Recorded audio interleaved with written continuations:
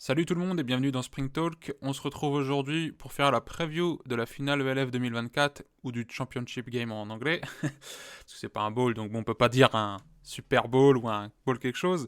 On se retrouve pour parler de cette finale. C'est le dernier match, c'est le 107e. J'en ai vu 106 personnellement, il y en a eu 106, là c'est le 107e. Je vais regarder tous les matchs cette saison.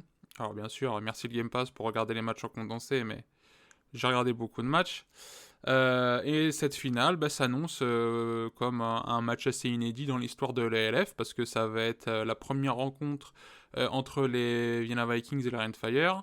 Ça va être la première fois que deux anciens champions s'affrontent. Le Rheinfire est le champion de 2023 et le Vienna Vikings c'est les champions de 2022. Et ils ne se sont jamais affrontés auparavant. Donc là, on pouvait pas un peu rêver mieux comme affiche inédite. Et je pense que dans tous les cas, en fait, avec les équipes qui étaient qualifiées cette année dans les playoffs, c'est ce qui était intéressant, c'est que ça allait donner forcément une finale assez inédite, quoi, en soi. Donc là, on va vraiment avoir le meilleur football européen, encore une fois, dans cette finale.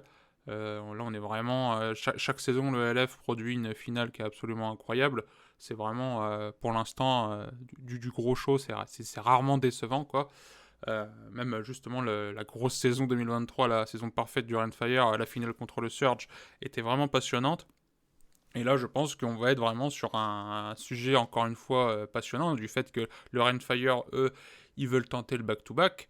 Et les Vienna Vikings, eux, veulent regagner une nouvelle bague. Surtout que, bon, les Vikings, il y a encore beaucoup de joueurs de la saison 2022, mais ça reste une équipe qui est quand même un peu différente. Il y a eu beaucoup de nouveautés depuis, des changements de joueurs, des changements de coach et tout. Donc ça reste quelque chose de différent. Le Rheinfire, c'est sensiblement la même équipe que l'année dernière. Il y a eu surtout des départs de joueurs pour des équipes comme Madrid et tout. Mais en soi, c'est quasiment la même équipe, quoi, avec un peu de recrutement aussi chez les Américains et tout. Donc c'est un match-up sympa.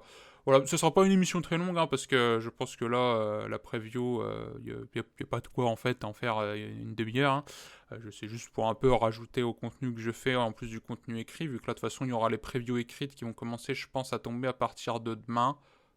Comme j'ai fait pour les autres matchs, présentation des quarterbacks, présentation des attaques, présentation des défenses.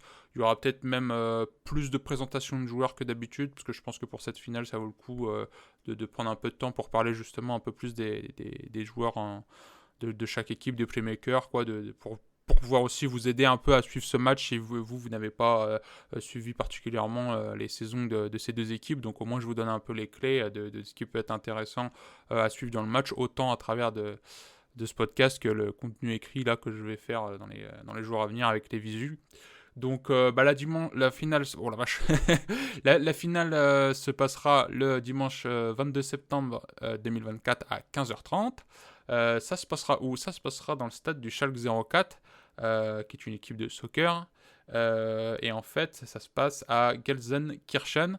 C'est une ville géographiquement, si vous voulez, qui n'est pas située si loin que ça du Rheinfire. Le Rheinfire, c'est une équipe de Düsseldorf, mais qui est plus en fait je crois de la banlieue de Düsseldorf, parce qu'ils jouent à Duisbourg. Et en fait, si vous voulez, là, la finale ELF se passe pas si loin en fait géographiquement du Rheinfire. Donc je pense que encore une fois, c'est ce qui fait un peu la force de l'ELF, c'est que ça a été bâti quand même sur à la fois le fait que le football américain est un sujet sérieux maintenant en Allemagne, c'est construit sur ce qui a existé par la NFL Europe par le passé, et que sur ces premières saisons, on était vraiment sur avant tout une continuité de ce que pouvait proposer le championnat allemand à l'échelle européenne. Et c'est vrai que là, c'est l'année prochaine qu'on aura normalement la première, ça va déjà été annoncé, la première finale hors Allemagne qui jouera en Autriche. Et c'est pas impossible que celle de 2026 soit déjà en discussion pour être jouée dans un autre pays encore. Voilà, là on est encore sur une finale qui va peut-être arranger les Allemands parce que c'est pas si loin de chez eux, et puis on est quand même en pleine période NFL et à quelques semaines d'avoir des matchs en Allemagne, donc autant dire que la hype est à son max niveau football américain en Allemagne. Même si là, j'ai fait un post sur ça il y a quelques jours. Là, on était en bye week la semaine dernière. On a la bye week avant la finale ELF. J'ai un peu développé justement sur ce sujet pour dire pourquoi ça pouvait être bien, pourquoi ça pouvait être pas bien. Et bon, c'est vrai que là, quand les Vienna Vikings, avec leur bye week, en un mois, ils auront joué que 2 matchs. Comme j'avais parlé, la bye week de semaine 14, la bye week de first seed des playoffs, plus cette bye week là. Donc en fait, sur un mois, ils ont eu quasiment 3 semaines de repos, ils ont fait leur match contre Paris. Voilà, il y a toute une présence médiatique de l'ELF qui est un peu moins présente, justement.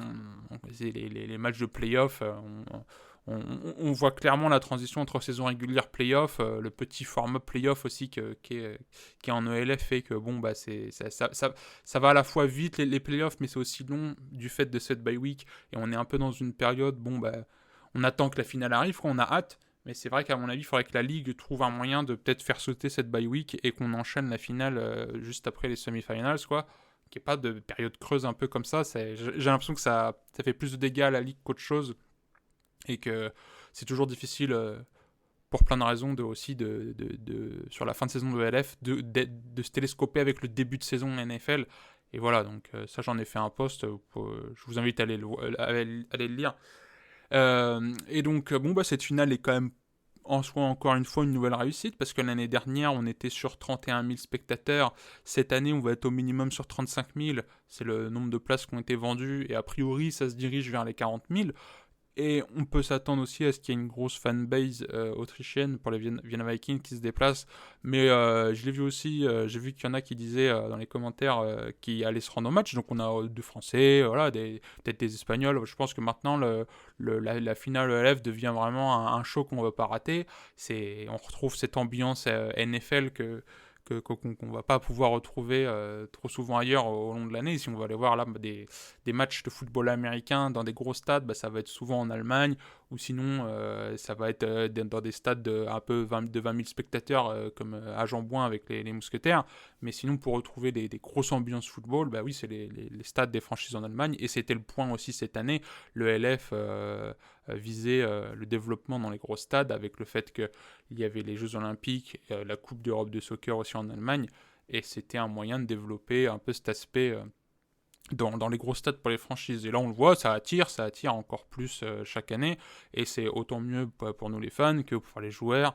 Je pense que ça rend un produit qui est absolument fantastique, qui se développe bien, et c'est tout bénef d'avoir des finales qui sont l'accomplissement de la saison, quoi. Et allez, maintenant on va passer à la preview de ce match, la finale entre le Rheinfire et les Vienna Vikings.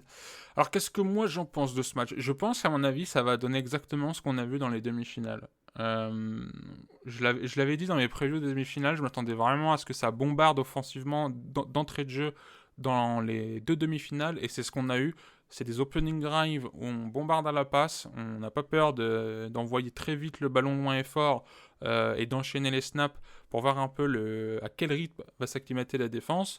Et ce qu'on a eu sur les demi-finales, c'est tout de suite après, sur les 2 troisièmes séries, un peu un rythme qui ralentit. On fait tourner avec les running backs, on regarde les changements dans la défense, et on relance l'attaque aérienne après. Et je pense que là, on est dans 2 équipes qui savent parfaitement faire ça. On est dans 2 équipes qui ont autant de playmakers au sol que dans le jeu aérien. On est aussi sur 2 bonnes défenses. Là, justement, ça serait sympa d'avoir, je pense, un match assez défensif, même si, je ne serais pas encore étonné une fois qu'il y ait 30 points d'un côté et 40 de l'autre.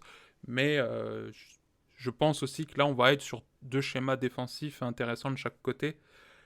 Surtout qu'il n'y a pas de blessés. Là, en fait, aussi, là, je poste l'émission au moment où, en fait, on n'a aucune info sur les blessés, mais de ce que je vois, c'est que il n'y a pas trop de blessés de chaque côté. Il y a pas à s'inquiéter d'avoir des pertes de joueurs pour le moment, mis à part surprise. Mais ça, je vous le tweeterai si jamais. Mais là, au moment où je fais l'émission, il n'y a pas à se dire il leur manque un safety là-bas, il leur manque un linebacker.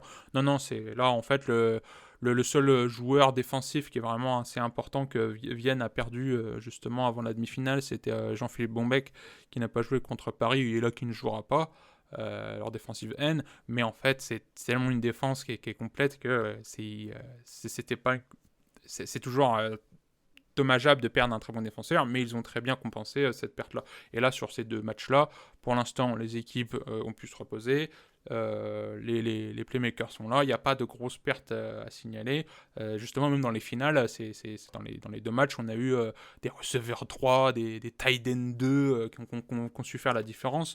Donc quand je dis vraiment que c'est les équipes complètes, c'est le cas parce qu'on va vraiment exploiter même la profondeur du roster à impliquer tout le monde quoi, dans ces matchs-là. C'est la finale, de toute façon, on lâche nos dernières forces, ces dernières forces des deux côtés du ballon, quoi, et dans les deux équipes.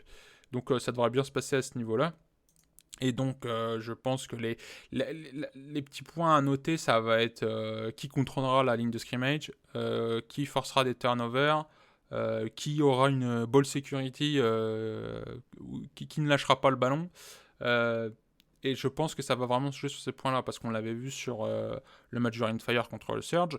Il y a quand même des interceptions, alors autant pour le Surge que le Rhein Fire, mais il y a des interceptions tôt dans le match pour le Rhein Fire et en fin de match qui auraient pu leur coûter le match. Et je pense que quand on est les Vikings, on regarde ça, on sait qu'à n'importe quel moment du match, si on force le turnover, ça peut nous être bénéfique. Et c'est un point important dans deux équipes où justement on adore lancer la balle en profondeur. Vu les DB qu'il y a en face, les interceptions pourraient vraiment être le point fort du match. C'est vraiment sur ce que les équipes vont devoir se concentrer parce que ça pourrait être un facteur absolument crucial. Niveau ball security, là, à ce niveau-là, justement, c'est un point que là j'avais noté aussi, mais on est peut-être sur les deux équipes qui globalement font plus attention. On n'a pas trop vu de perte de balles méchantes en saison régulière chez ces deux équipes, sauf justement un peu sur le Rainfire avec les receveurs, là, que ça soit sur des séries offensives ou sur des returns. On a vu, il n'y avait plus dans le match contre le Surge, que la balle était un peu perdue, mais justement, eux, le Surge ne perdait pas la balle dans ce match. Donc c'est toujours, peu importe le temps, c'est toujours un facteur à prendre en compte. Mais bon, sur le plan offensif et défensif, on va être sur un match-up absolument incroyable. L'attaque des Vienna Vikings, elle est bourrée de talent. Là, je vous ai fait un article sur Rhys Horn, le receveur américain, pour vous expliquer un peu pourquoi ce gars est incroyable à avoir joué avec son parcours et tout qu'il a eu.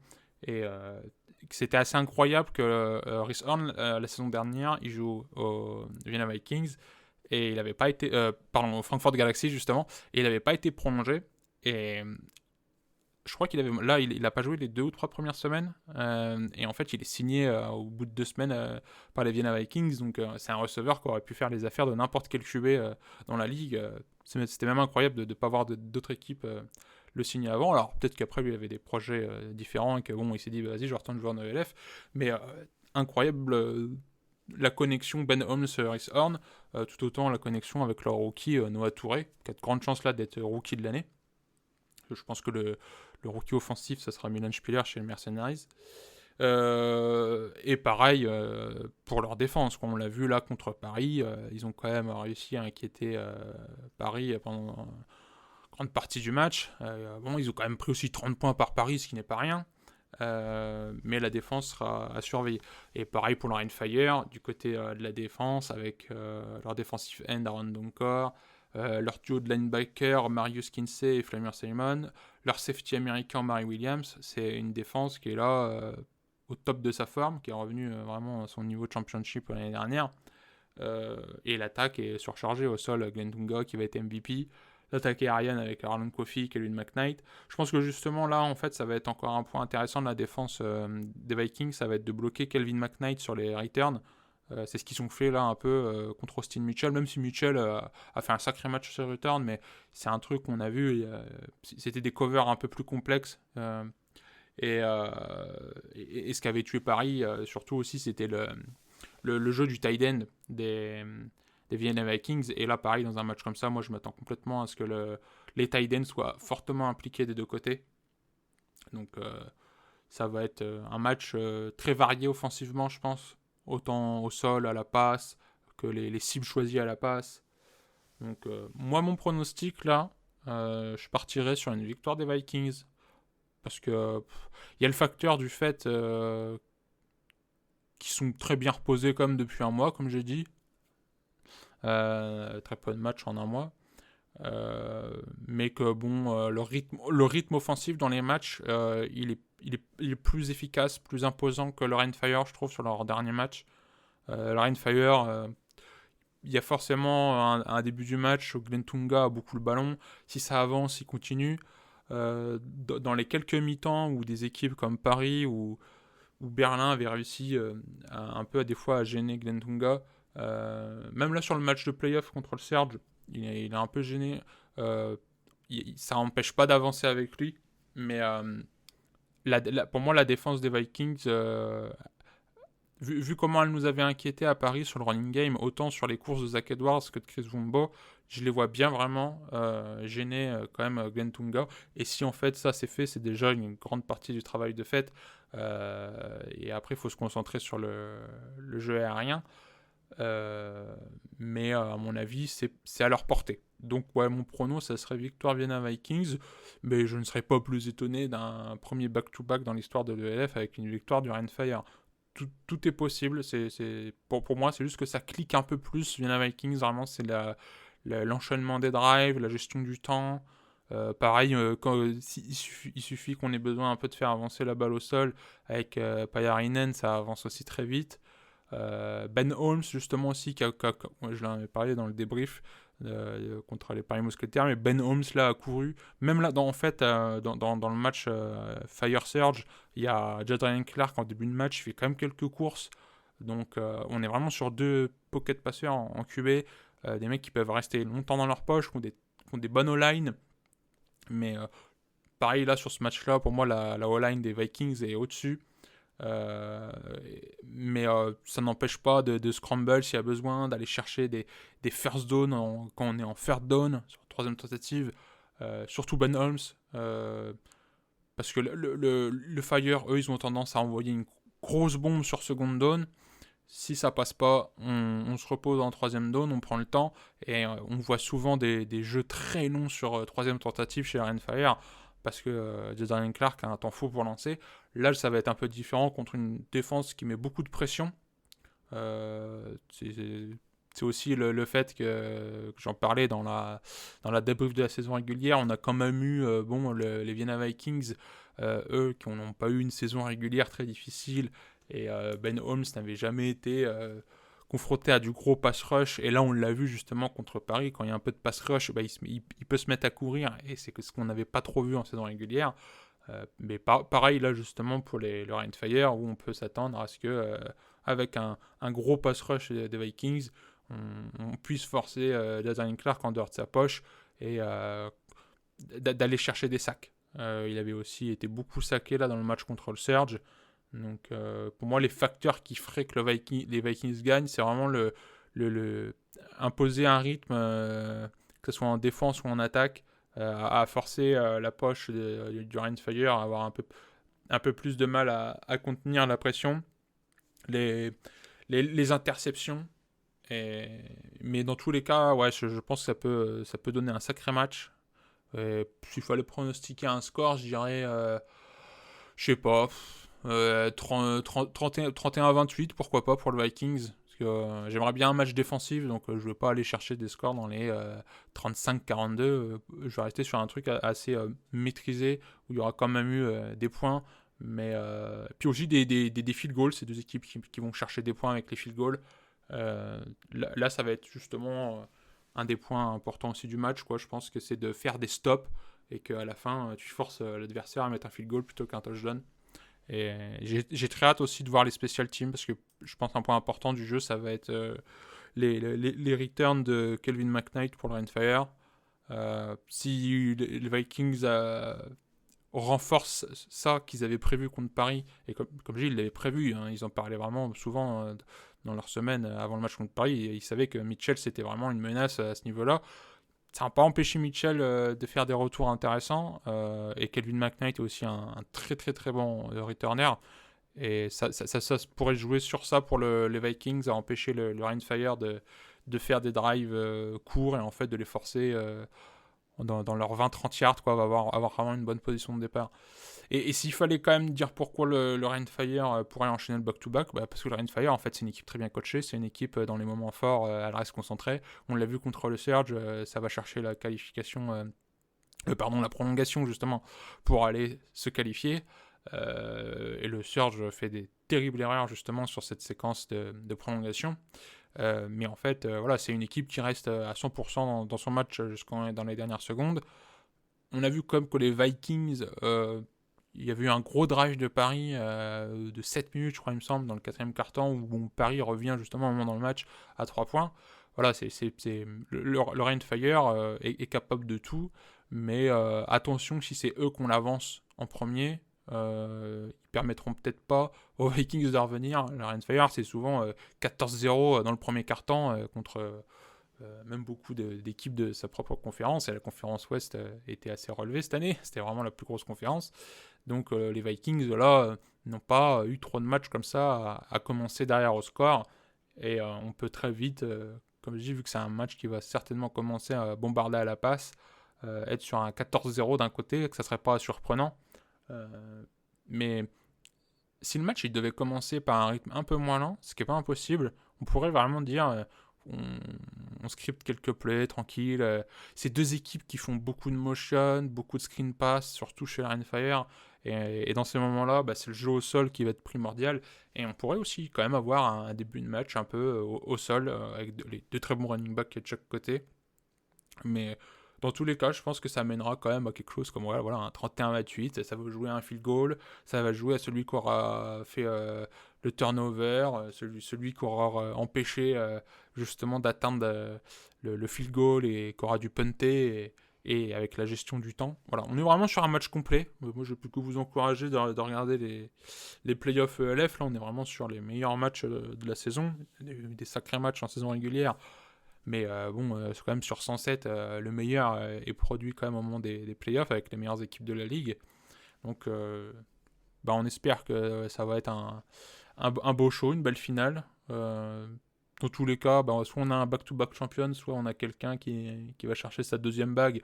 Et donc c'est cool pour l'histoire de la ligue. Mais globalement, je prono Vikings parce que je pense qu'ils peuvent le faire. C'est aussi vraiment une année pour eux qui était vraiment c'était une reconstruction aussi à leur niveau. Mais c'est une équipe que justement j'ai très hâte de voir dans une conférence plus relevée, et de voir en fait cette équipe avoir un peu de difficulté en saison régulière, quoi.